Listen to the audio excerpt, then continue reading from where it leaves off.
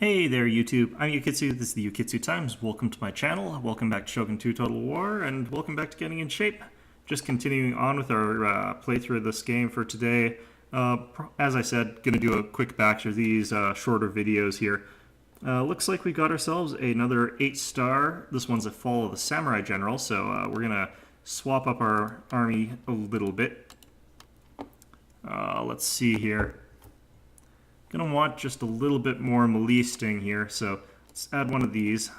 Don't need our really good spears against this style of army, since what we're worried about are the highly mobile cavalry as opposed to his more static units here. Let's see here.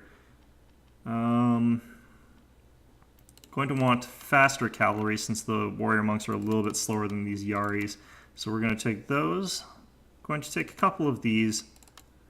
Actually, we'll just take one of those, and then we'll fill in the rest with these Naginata attendants here. Let's see, that'll... this gives us a pretty decent army, I think, so we'll go with this. So if I can get a veteran or something to increase my cost just a little bit, that would be perfect.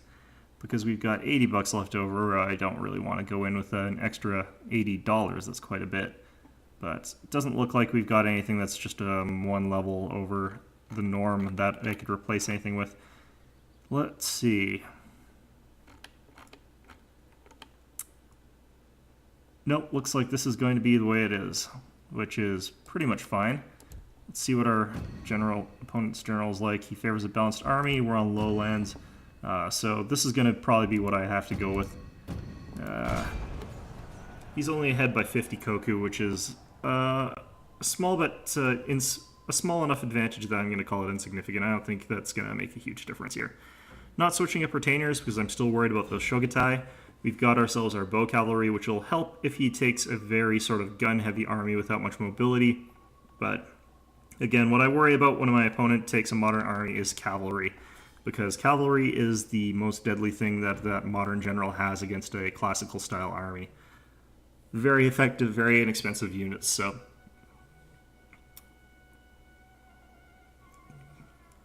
Let's just hope that he doesn't have too much of that.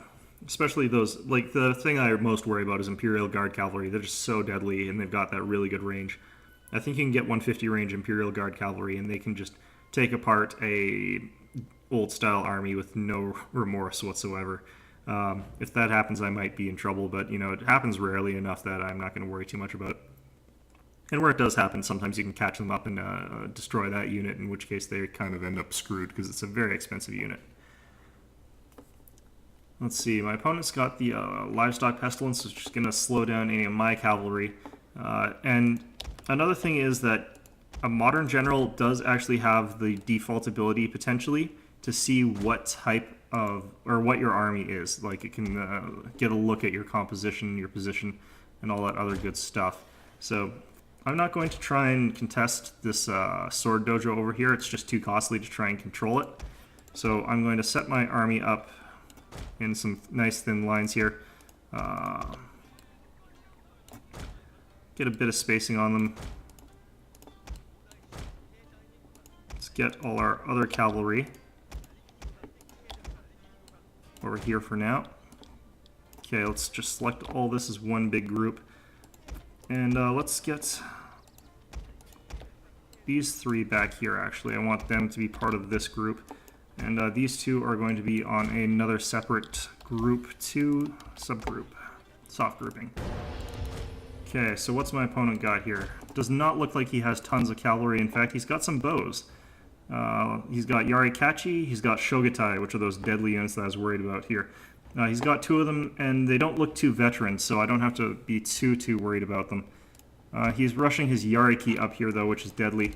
I'm going to have to respond with some of my own Yaris. Okay, it looks like he's going to back off. Good, because I didn't want him to reveal my units that were going for that. Let's remove these from the group while I move up my army. I want to capture the shrine here.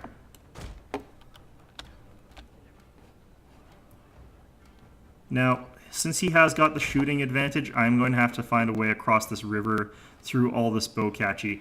nonsense, which is going to potentially be a little bit tricky. But he has massed what looks like all his cavalry over to this flank. So I'm going to try and get some shots with these bow cav.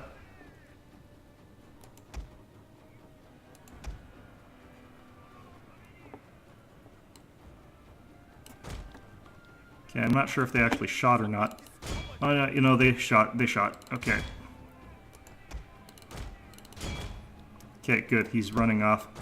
Let's get our bow cav shooting again.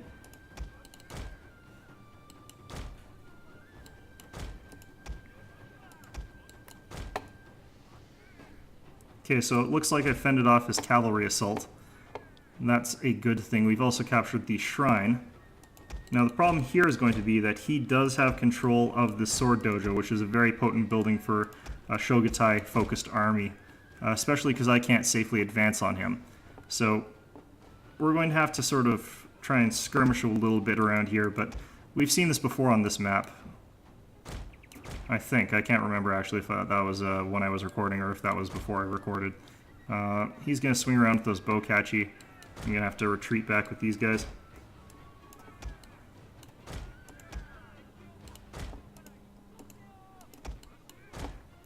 Now, the problem is that he has livestock pestilence, and in this one I didn't take the European horse breeders, which means I've got much slower cavalry than he does. So one of the problems that I'm going to have to deal with here is the fact that my opponent can outclass me severely in terms of mobility. On the other hand, it looks like my opponent has decided to advance. I am going to have to counter-advance here, it looks like. So let's move on forward here.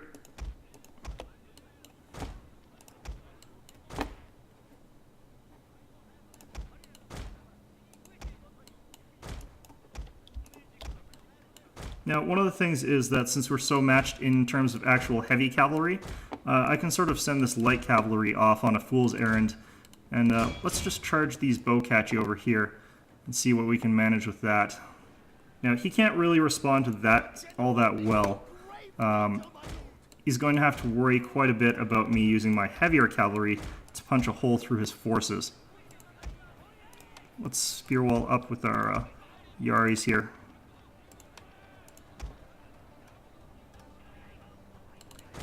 Except for these ones. Okay, so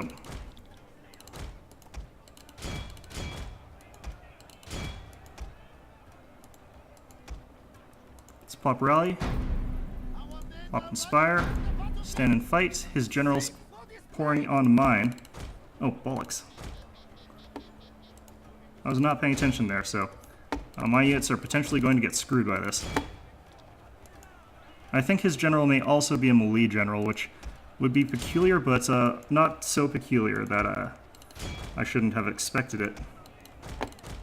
Okay, so I'm going to lose the cav fight because I wasn't paying attention, and he got the charge off on all three of mine. But, you know, that is going to be okay if I can win the melee fight here because of it.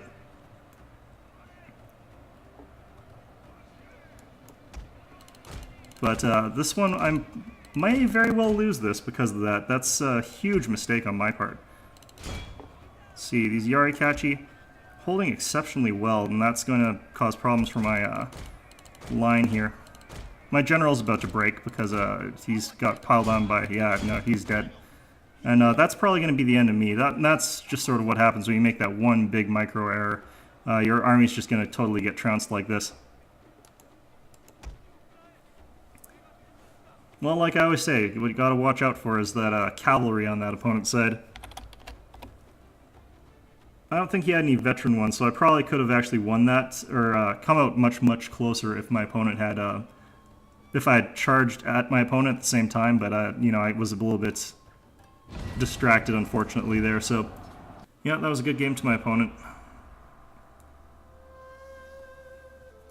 Of course, he did have the penalty to my, what's it called? My charges with my cavalry, so I might have lost that anyway.